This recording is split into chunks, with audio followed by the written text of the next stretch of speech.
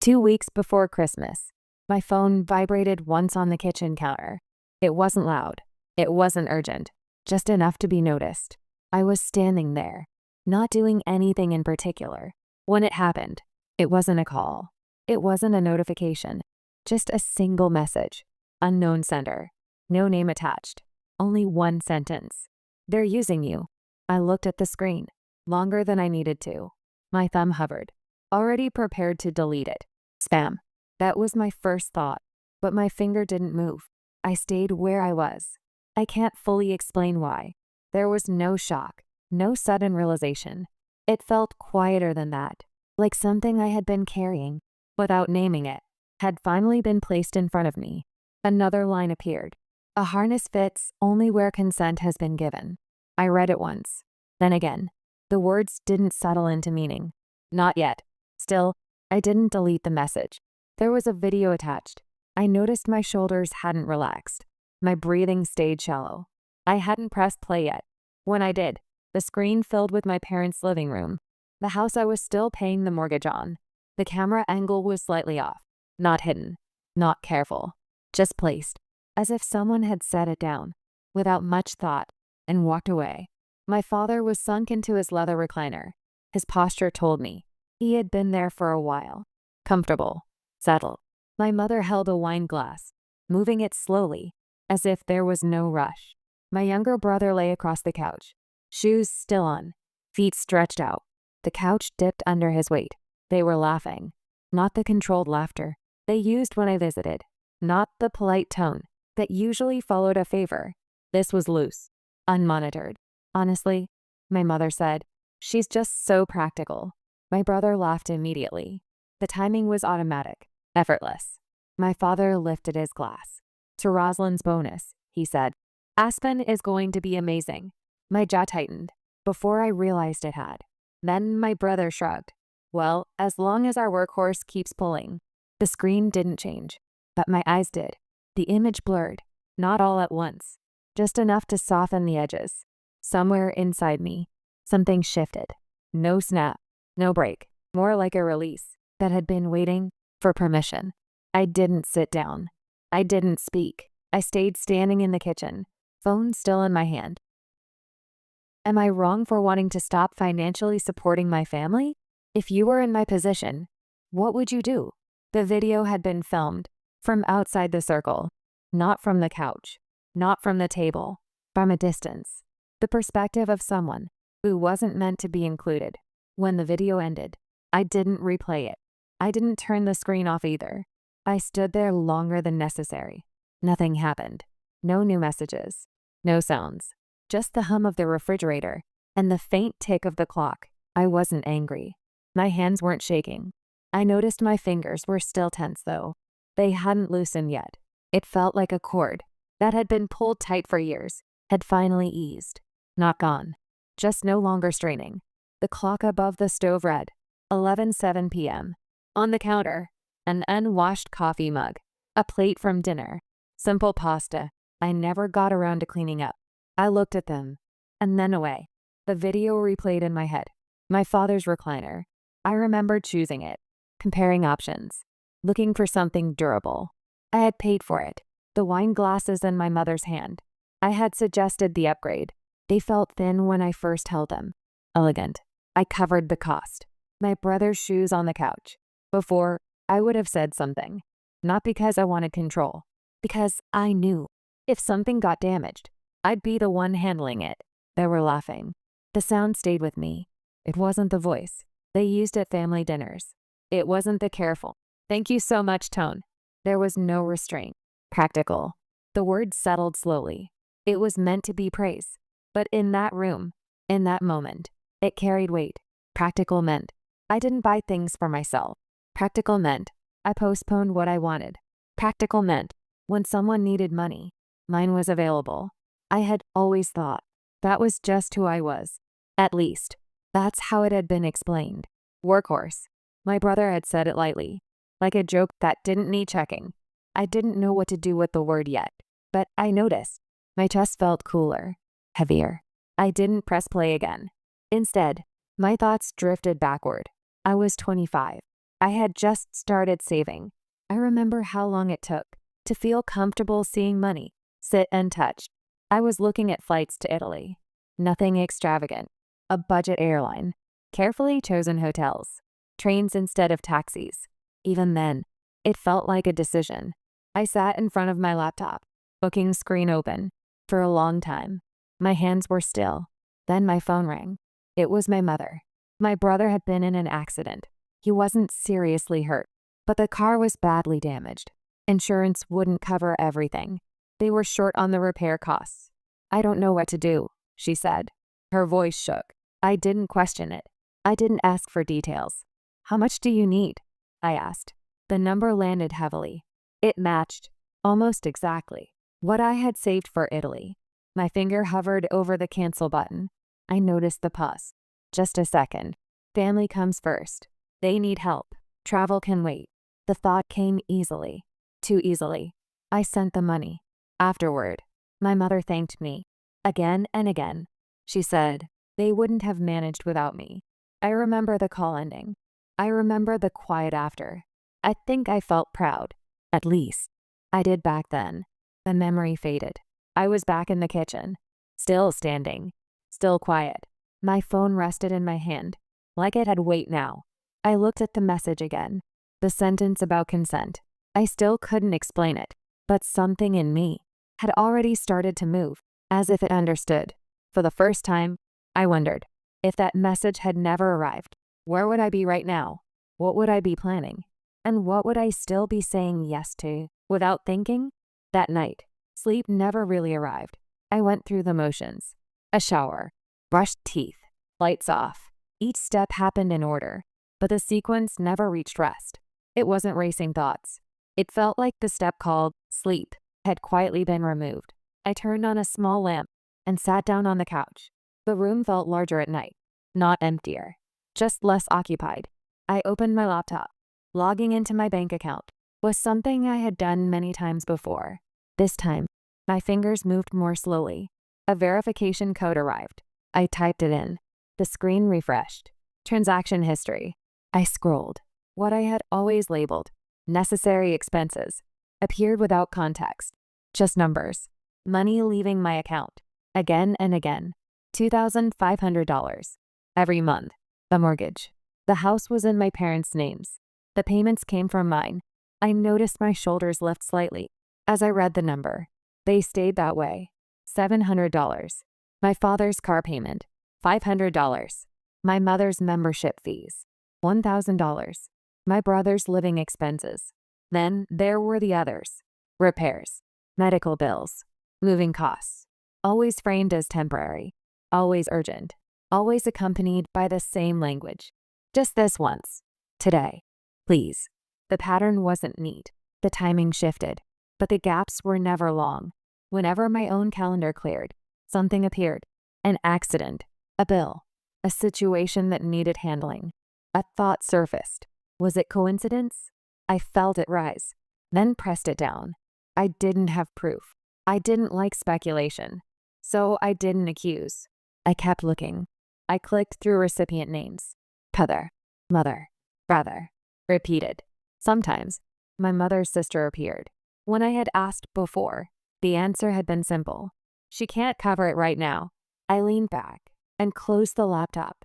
My jaw was tight. I hadn't noticed until it started to ache. I walked to the kitchen and opened the fridge. It was nearly empty. I had delayed restocking. Still usable. Not urgent. Later. That word again. I realized something then. I had been postponing myself without noticing.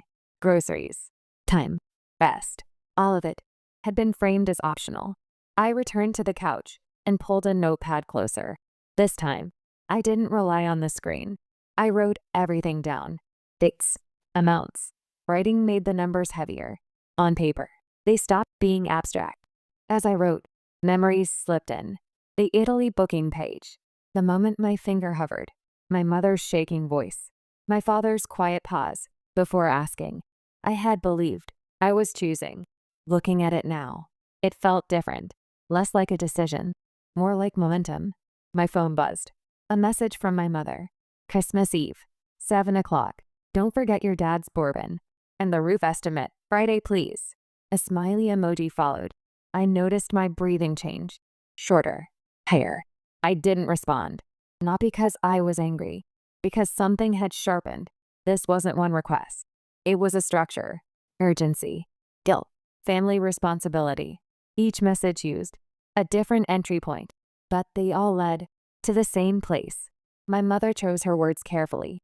She talked about appearances, about keeping things together. She likely believed this was what protecting the family looked like. She didn't see it as harm. She saw it as order. My father spoke differently. Short statements. No explanation. Fix it. Handle it. Take care of this. His authority didn't explain itself. It assumed agreement. My brother stayed light. Plans were always forming. Nothing had failed yet. In his version of events, setbacks were just pauses. Someone else would bridge the gap. Different logic. Same outcome. My money. My time. My attention. Workhorse. The word returned. It didn't sting this time. It clarified. Not a judgment. A role. I replayed the video again. No sound. I watched their faces instead. My father's toast. He wasn't joking. He was celebrating. My mother's smile. Measured. Watching for reaction. My brother's posture. Relaxed. Centered. I closed the laptop. I let the room stay quiet. Then I started lining things up. In my head. Not emotionally. Logistically. No confrontation. No explanations. No debates. I already knew how those conversations went. If I asked for reasons, they would give me stories. They had always had stories. I had listened for years. What I needed now wasn't clarity. It was distance. I opened my work calendar. I checked my remaining vacation days. My finger paused. Rest still felt unfamiliar, but unfamiliar wasn't a reason to keep going. After midnight, I called my manager. He answered quickly. Roslyn? His voice was steady. I need time off, I said. 3 weeks. Starting tomorrow. There was a brief silence. Then, okay, we'll handle coverage. Let me know if you need anything. I just need space, I said. That was enough. He didn't ask why. I didn't explain. After the call, I looked out the window. Streetlights lined the road, at even intervals. Other lives were moving forward. Mine had always been synced to someone else's urgency. When your center lives elsewhere, your schedule does too. I pulled out my suitcase. The zipper sounded loud. In the quiet room, I didn't know what I would take yet. Only essentials. Tried to take over. That habit was persistent. I paused. Then I asked myself a different question. Not, what do I need? But, what do I want? The answer didn't come quickly, but it came. My phone buzzed again. This time, it was my father. I watched the screen light up. I didn't answer. The call ended. A voicemail notification followed. I didn't play it. Knowing the content wouldn't help me decide anything. The sentence from the message floated back into my mind. A harness fits only where consent has been given. I still couldn't explain it, but my body had already begun to act as if it understood.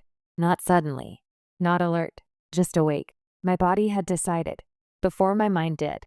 I lay there for a moment, staring at the ceiling. I noticed my breathing first. It was steady, not shallow anymore. That surprised me. I could have checked my phone. I didn't. I could have reviewed the messages from the night before. I didn't do that either. I stayed where I was until the room felt present. When I stood up, my feet felt heavy against the floor. Not weak, grounded. I made coffee. The machine hummed. I waited, without rushing it. The mug warmed my hands. I noticed how long I stood there, not moving, just holding it. Nothing demanded me. I opened my laptop, not to look, to act. The list of automatic payments loaded slowly. Each one had been running without asking me anything. I hadn't questioned them. They had become part of the background, like furniture you stop seeing. I clicked the first one. A confirmation screen appeared. Are you sure you want to stop this payment? The question felt polite, almost considerate. I read it twice. I could have paused. I could have justified myself. I could have calculated how long it would take before someone noticed. I didn't do any of that. I clicked confirm. The page refreshed.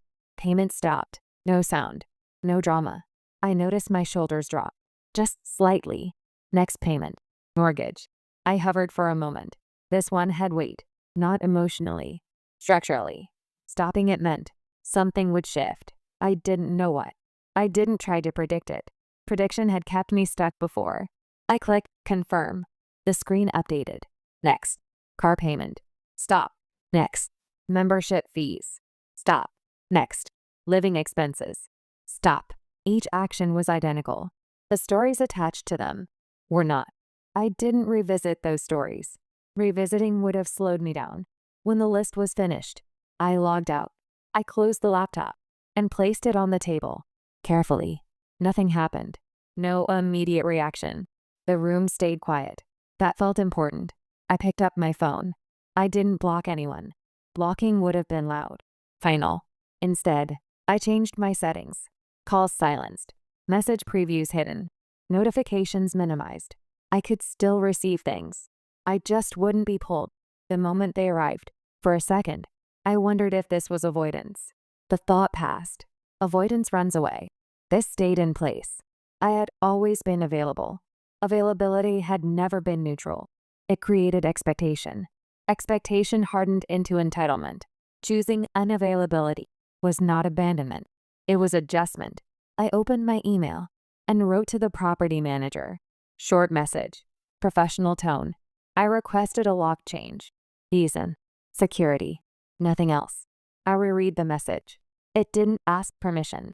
It stated a need. I sent it. The reply came quickly. Approved. Self-paid. Schedule confirmed. I accepted. Cost wasn't the issue. Consent was. I noticed my jaw again. It was relaxed. I hadn't realized how often it wasn't. Before noon, my manager messaged me. My leave request was confirmed. He asked if I needed coverage for anything specific. No, I replied. Thank you. That was all.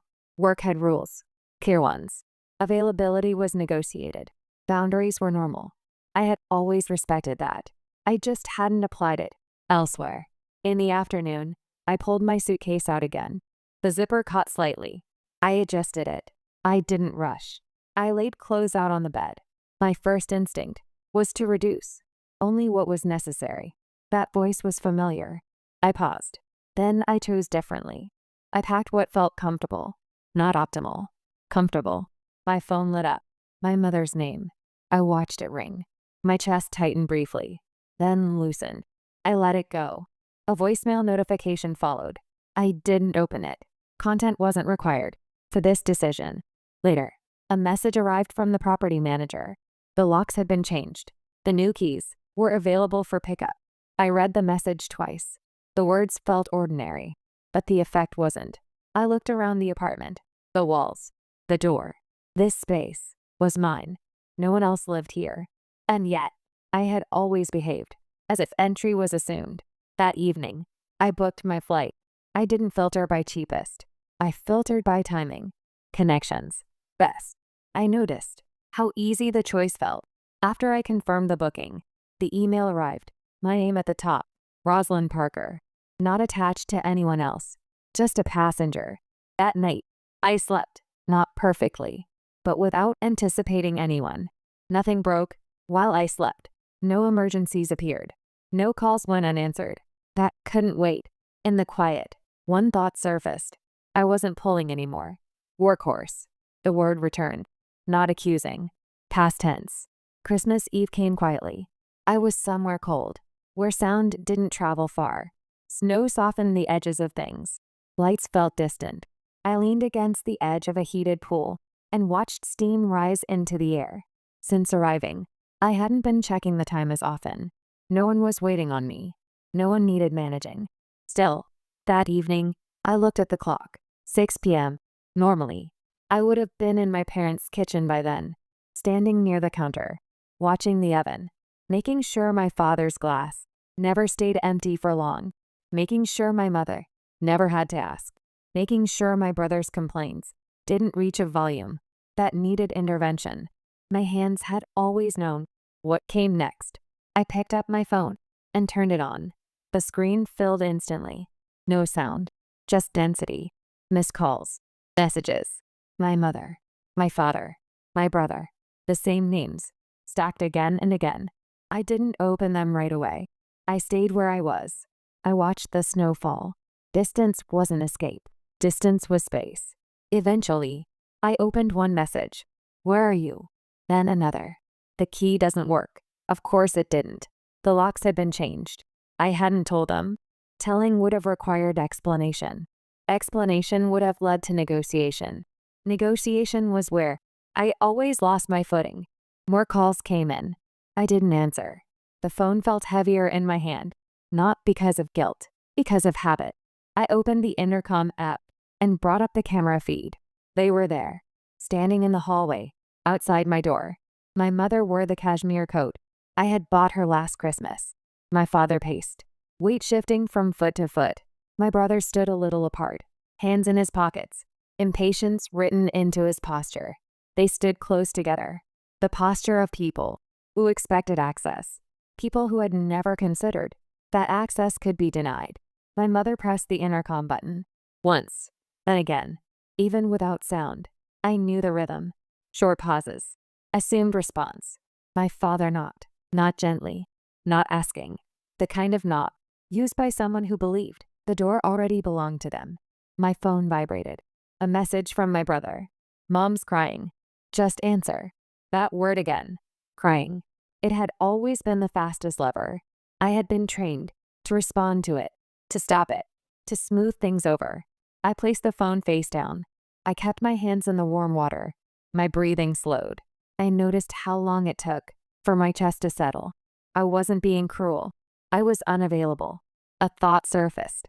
I had always measured whether I was good by other people's reactions. If they cried, I had done something wrong. If they were angry, I had failed. Discomfort meant I needed to fix something. It was an efficient system. Strong emotion forced my compliance. My compliance removed their responsibility. I looked back at the camera feed. They were still there. My mother's cheeks were red from the cold. Once, that would have pulled me forward immediately. Now, I noticed the timing. How long they stayed. How still they were. The performance of waiting. My father raised his phone to his ear. I watched his mouth move. I'll call management. I'll call the landlord. When emotion didn't work, he reached for authority, ownership, rights, my obligation. My brother sat down on the floor, with his back against the wall, the posture of someone who had decided to be tired. I had seen it before. When effort failed, he became exhausted. Someone else would take over. My mother lifted her phone again. Her mouth formed a familiar word. Hospital. She always went there next. Even when nothing happened, the implication was enough. Something inside me went dry. Not anger, not disgust. A rule had changed. They didn't know where I was. That fact alone was disrupting everything. Their words had nowhere to land. When words failed, they reached for obligation. Family obligation. Parental obligation. My obligation. At work, obligations were written down. There. At home, they floated in the air. Invisible obligations were the hardest to refuse. I stepped away from the pool and dried my hair. The room smelled like wood and warmth. A glass of wine waited on the table. I took a sip and looked at my phone again. Notifications continued to arrive. I didn't open them. Instead, I opened the family group chat. The history was still there. Requests, thank yous, screenshots of transfers, heart emojis, short jokes. I didn't want to explain. I didn't want to persuade. I didn't want to apologize. I didn't want to argue, but I could show them reality. I selected the video file, the one I had received. My finger hovered over the send button. Sending it meant I couldn't go back to not knowing. I asked myself what I wanted. An apology, understanding, punishment. None of those fit. I wanted my life back. What happened next wasn't the goal. It would be the result. I sent the video. Then I typed one short message. I saw this. I'm taking some distance. I've stopped the automatic payments. I kept it brief, not to be cold, to prevent conversation. Conversation had always consumed me. I wasn't offering that anymore. Read receipts appeared. My mother first, then my father, then my brother. On the camera feed, their bodies froze. 3 screens lit up at once. My mother leaned closer to her phone. My father looked over her shoulder. My brother stepped back. My mother's face changed. Not crying. Not angry. Disoriented. Searching for the next move. My father's color drained. I read his lips. Who filmed this? Why? Authority had nothing to attach itself to. My brother's eyes darted down the hallway. Maybe he suspected. Someone had been watching them. Maybe he didn't. I didn't need to know. My mother pressed the intercom again. This time, softer, uncertain. The assumption of response had cracked. My father knocked again. The motion was there. The force was not. When certainty disappears, commands weaken. More messages arrived. It was a joke. You misunderstood. Let's talk. Talk had always meant being pulled back in. Then one final message. From my father. Call me. Now. The command was intact. The ground beneath it was not. I sat on the sofa, with the phone in my hands. Not gripping it. Just holding it. I didn't owe immediacy. On the screen, they began to shift. My mother weighing tears. My father weighing anger. My brother looking for someone else to carry the next step. And then I saw it clearly. They didn't need me as a person. They needed me as a function. Payments. Arrangements. Problems smoothed over. When the function stopped, they had to choose something themselves. Choosing was difficult for them. So they reacted. I wondered, briefly, if I was wrong. If their lives would unravel. Because of me. That might happen. I had stopped the payments. That was true. But what had the payments preserved? Stability. Or a structure that required my silence. I didn't know. I still don't. Eventually, they left the hallway. Not defeated. Paused. A retreat that bought time. I kept watching. Even after they were gone. I wasn't sure what I was waiting for. After a while, I turned the phone off completely. Not to block them. To protect myself. From reflex. The room grew quiet again. I ordered dinner. I chose based on what I wanted. Not what was practical. Snow continued to fall outside. Lights looked distant. Time passed. Without explanation. I came home after the new year. I inserted the new key. It turned smoothly. The door opened. Without resistance. The apartment looked the same. Furniture. Lighting. But the air felt different. The space no longer waited for anyone else. Unread notifications remained. I deleted them. Without opening them. Reading and responding were not the same thing. At work, no one asked why I had taken time off. That absence of questioning felt like respect. I was still learning what that felt like. A relative mentioned that my family was worried. They said, "You know how they are." I didn't argue. I didn't agree. I said, "I've handled it. I bought new furniture. Not because I needed it. Because I liked it." I placed a brightly colored vase near the entrance. Before, I would have dismissed it. Not practical. Now, I wondered who that rule had belonged to. At night, I poured a glass of wine. My hand was steady. Nothing needed managing. Sometimes, I wonder if I became cold. I stepped back. I stopped supporting them. That might look wrong. I can't deny that. I also can't say it was completely right. What I know is this. I stopped pulling. I created distance. Not with shouting. With a line. Workhorse. That word doesn't define me anymore. I'm not something that pulls. I'm someone who chooses whether to pull. I didn't agree to that role. And now, I don't wear it. Was I wrong for creating distance from my family and stopping financial support? If you were in my position, what would you do? Let me know in the comments.